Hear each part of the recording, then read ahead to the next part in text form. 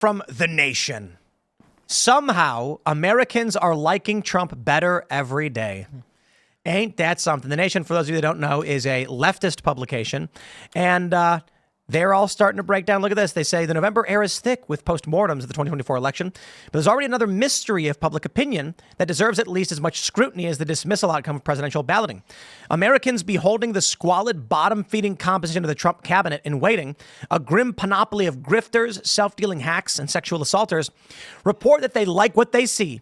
The net approval rating for the Trump transition is 18%, according to a CNN poll, compared to just 1% during the transition into the first Trump White House. 53% of respondents say they're optimistic or excited about the prospects for a second term, a photographic negative of the initial dawn of the Trump era, where the same majority said it was scared or concerned. Notice how they have to smear, lie. Yeah, but I love this, guys. They're basically saying they're awful, they're evil, they're grifters, and majority of Americans like them and are very excited. The lack of self-reflection in the language there, their inability to just leave out the personal smears is exactly why they lost and exactly why it will prove that without major restructuring, they will learn nothing from this. And I mean, they're doing the same thing that they did before. I mean, these people, whoever wrote this article, and it probably is pretty representative of the left if you read anything on Blue Sky, which I don't. I just see screenshots on Twitter. But it seems like all of the indictments of Trump, all of the prosecutions, he was convicted. Oh, that means he's a felon. Yeah. And originally they were using that as a smear, obviously, calling the felon. And they did the similar thing in this article. People don't, it means nothing anymore. These words mean nothing. It's like when they used to call people racist. Okay, they were calling everybody they didn't like a racist. Everybody they don't like is the German mustache guy, which I don't think I can say on YouTube. And that doesn't work. And they tried that. They tried to pull that card in the last week of the election as well, and it didn't work.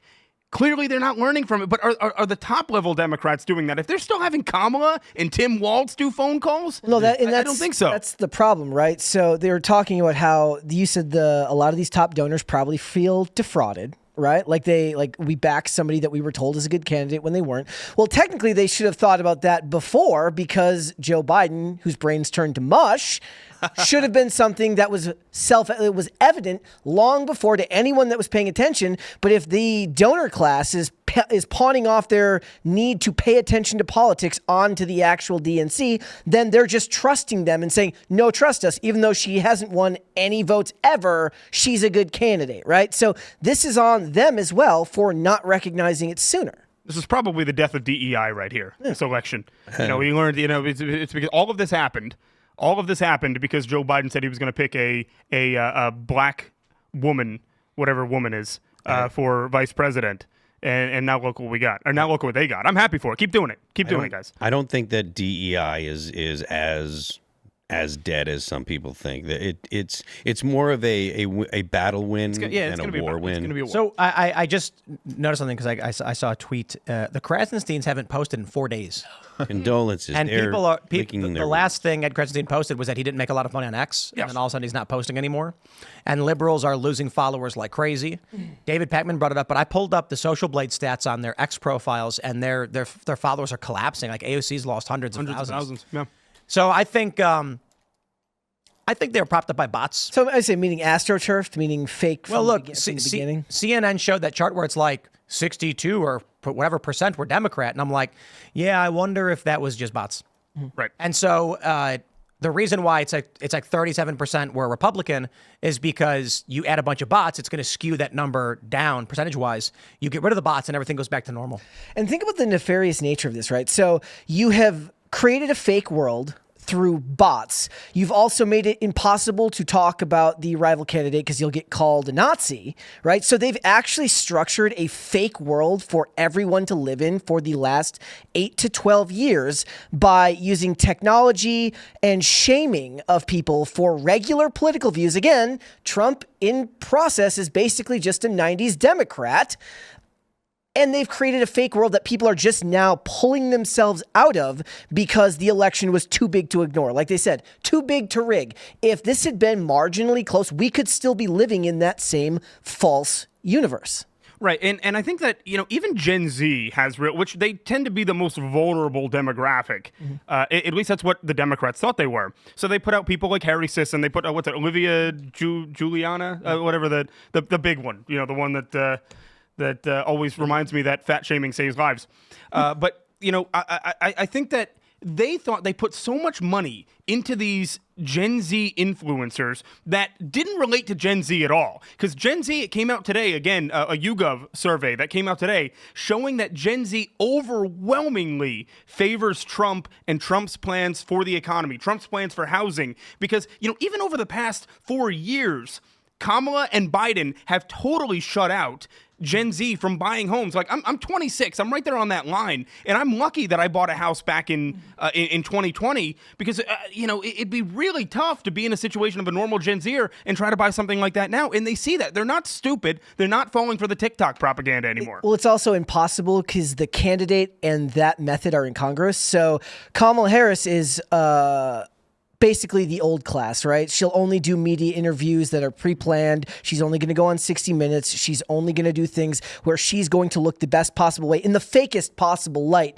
that you can put her. But then your influencers are the ones who are on the same platforms where you're looking for, Trump is going to do Joe Rogan. Trump is going to do Theo Vaughn. He speaks more to a generation that wants unfiltered content delivered to them that gives them a better gauge of what they're watching than expecting them to go watch a bunch of Harry Sisson videos and then go say, okay, I'm going to go look at Harry Sisson. Oh, 60 Minutes. I haven't watched that in a while. I'm 22. Right. No, that's not a thing. But you don't even have to watch these podcasts. The other part of it is the media, even the legacy media, would take out sections of these podcasts. So, Trump on there, and he says something which the media sees as egregious, yet Gen Xers even, and millennials see as just like, oh, he's just a dude that, it was pretty base. That was a pretty base thing to say.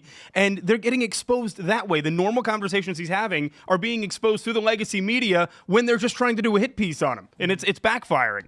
Mm-hmm.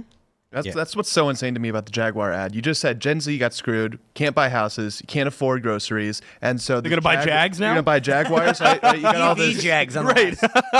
Like, how are they gonna afford it? This is a luxury car brand. Live in your Jag. To be That's fair, what they'll say. the people that Jaguar is targeting with that ad are the people that are most likely to still be moved by or influenced by that kind of That's a good point. People need to realize. Yeah. They think that Jaguar ad was for us. No, it's the not. regular person. No. It's for the uppity liberal Gen Z guy who makes $1 million working for the DNC or whatever garbage. No, the Volvo ad was for the rest of us. And the Volvo ad. Volvo ad was for the rest of us. It's so funny how a little bit of perspective gives it a long way. If I had seen the Volvo ad like a month before, I'd have been like, oh, that was really, really nice. But you watch it after you watch the Jaguar, like, oh my God. Like, I don't know what it is, but that was amazing. Yes, I can't even watch 30-second ads. Colluded with Jaguar and said, you do a really bad one. That way when ours comes out like 3 days later, everybody's into it. I love it. But I mean, you look, it's like, and obviously one of the things that Jaguar is pushing as well is the whole climate thing. Oh, we're gonna move to EVs for that. But they keep outing themselves again and again and again. Like Gavin Newsom came out today and said, we're not giving any money through our EV subsidies or EV credits to Tesla. So if you buy a Tesla, you can't have that. Any other electric car, you can have EV credits when you purchase one, but not Tesla. So apparently Tesla, which is by far one of the greenest companies in the world, is still not green enough for California. Right. Like, what is this all about? Well, that's the thing. It's clearly won't it's bend the not knee. it's not about how green he is. It's all about power. Yep. So. Yep. It's an American Elon company. Musk has the best EV company. Mm-hmm. They're cool. Everybody wants them. They shut him out from all of these deals, from all these meetings, and it's because Elon Musk is not in line with their cult. And many of these companies couldn't operate without Elon Musk either, because years ago, and I was young, I thought this was like a really dumb move, but I was like, okay, maybe he's onto something here. When he open sourced all of his patents and didn't charge anybody for anything. Yeah. And then he sets up supercharging stations all around the country. These EV companies, GM, Ford, whatever, they're now begging him to use this supercharger network. They are. Yeah. So they wouldn't have a company without it. They would not have an EV brand. I went to a Lucid dealership. I think Lucid is what they're called or whatever. I don't know. And I was talking about their cars, and they were like, look at the car. And I said, what is that? And I pointed to the electric charger, and they're like, that's what we use. And I said, those suck. And they're like, we know the next model that's coming out next year will use the North American standard, which is the Tesla supercharger. Yeah. And I was like, so then why would anyone want to buy this car? And he was like, I don't know. I like, I hope he had that defeated tone when he said it. He's like, oh, he's asking questions. But he did. Maybe not as defeated, but he was like, yeah. Elon, and I was like, so I really shouldn't buy it. I should wait, right? And Elon really might be the best example of just how how their views don't match up, right? Like on paper, he's everything that they should love, other than Before. Yeah, exactly. Other than the tweeting, but it makes no sense. And most of the time now, there's even like Elon derangement syndrome, where celebrities like sell their Teslas because they might be judged for driving a Tesla. Not kidding around. Like I have friends that have Teslas and they're like, I bought it before. They have the bumper sticker. They have the on bumper back. stickers. Yeah, that they yeah. put on the And back. I bought it before. which is completely ridiculous because the whole point of it, first of all, they really are some of the best cars on the, like, at least the most feature packed and the most comfortable cars out on the market. And the fastest. They're definitely No. I was looking at a bunch of EVs before I got a Tesla. Nothing compares. No question. There are some lower costs, cool like SUV types, and I was like, we could use this because an electric vehicle is great for going to groceries. We never got to get gas. We drive it. We drive it back. We don't go that far. If we're going to a restaurant, EV is great. If we want to go on a longer trip, a couple hours, maybe we'll take the Honda or whatever.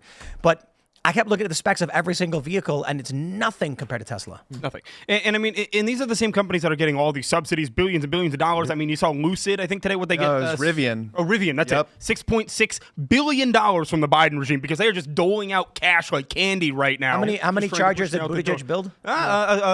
Seven. 7? Oh, I was. Seven. I guess too high. And it was $8 billion. You're right. So How, so- that's like we were joking about this. Like, did he secretly build underground subterranean cities full of lizard people or something? But the worst part of all of it is like it's not to derail, but like knowing that these types of vehicles are somehow politicized, that Elon Musk has made your car a political statement is Shows maybe you how the most, unserious it's they the are. most depressing part of all of it. Like I rewatched the pilot for Suits the other day, which is a great show if you haven't seen it. And there's a scene in like the pilot episode where he talks about going to a place and renting a Tesla for the night. I'm like, could they even do that now? Like if we were in the same spot now, where the way that Elon Musk is seen, would they even put that in there? It's like I talk about, like there's TV shows that constantly berate cryptocurrency or Bitcoin because it's just, Hollywood NIMBY liberals who want to strike out at anything that makes regular people happy.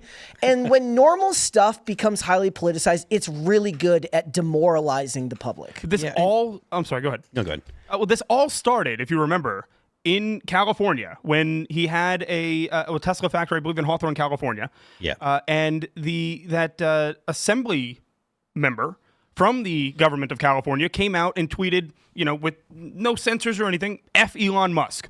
And he's like, okay, message received. Yep.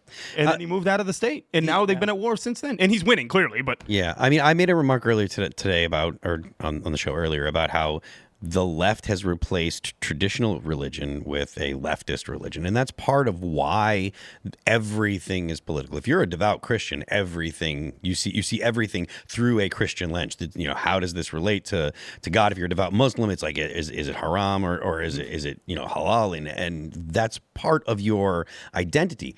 The way that the left behaves is everything is political, and it doesn't leave anything out. We were doing some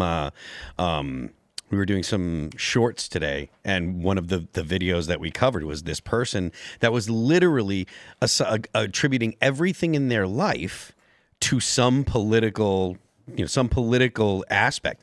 And if you don't have the ability to say, you know what, or I'm sorry, the left doesn't have the ability to say, you know what, this I'm not going to politicize. The right can actually do that, can say, I don't want to. And that's one of the wonderful things about the United States is we have the opportunity to say, I don't want to be involved with that, right? If you're free, you can say, this is something that it doesn't really bother me. It's not a major concern. I don't want to worry about it. But the left doesn't allow for that. Thanks for checking out this clip from Timcast IRL. Make sure to watch the show live Monday through Friday at 8 p.m. Subscribe to this channel, and we will see you all there.